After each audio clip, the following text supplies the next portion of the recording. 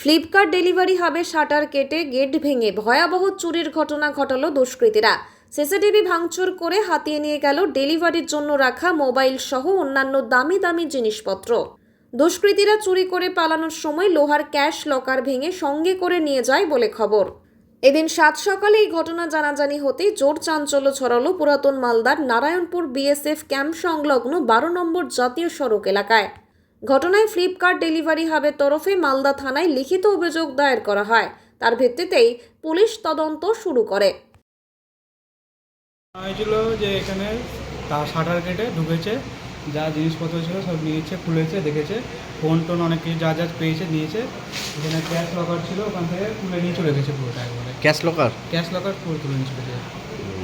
কখন হয়েছে ঘটনাটা, কখন নজরে আসে? এখন এটা তো রাতের দিকে কখন হয়েছে, সকালবেলা যখন এসে অফিস খুলছে তখন দেখছে প্রায় 5:30টার দিকে অফিস যখন খুলছে তখন দেখছি এই ঘটনাটা হয়ে গেছে।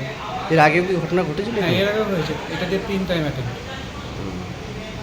বলছি তাও কি কি সামগ্রী গেছে মনে হচ্ছে এমনি?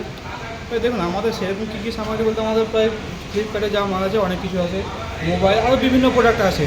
তার মধ্যে মানে যেখানে যা দেখা যাচ্ছে অনেক কিছু কেটেছে, ওদিকে মোবাইলের বাক্স পড়ে আছে, মোবাইলের কভার পড়ে আছে, অনেক দামি দামি জিনিস সেখান থেকে হয়তো চলে গেছে। সেটা এখন আমরা ক্লিয়ারলি এটা বলতে পারা যাবে না এটা কেমন কী। তো বলছি যে সে তো মনে হয় না একেবারে কত কী সেটা তো আমরা বলতে পারবো না, জানি না কোনো কিছু। সিসিটিভি ফুটেজ যা ছিল সব সিসিটিভি ভেঙে দিয়েছে। হুম। ওখানে ড্রাইভ ছিল, ড্রাইভ কোনো কিছু না, সব খুলে পড়ে আছে। প্রতিটা বোর্ডে ফিউজ কোনো কিছু ছিল না। আচ্ছা, পুলিশকে খবর দেওয়া হয়েছে? পুলিশে খবর দেওয়া হয়েছে, দিয়েছে। কি দাবি রাখছেন? এবার যেটা চুরিটা হয়েছে আমরা চাইছি ইনভেস্টিগেশন হোক, আসলটা ধরা পড়ুক।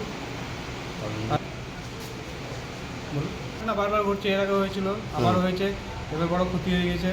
এর জন্য ইনভেস্টিগেশন চাইছি, যে ক্ষতিটা হয়েছে তার জন্য যারা করে তাদের কঠোর শাস্তি চাইছি। কি নাম আপনার? আমার নাম মৃগাঙ্ক শেখর মণ্ডল। হ্যাঁ, মৃগাঙ্ক শেখর মণ্ডল। কি দায়িত্ব আছেন? আমি এখানে টিম লিডার।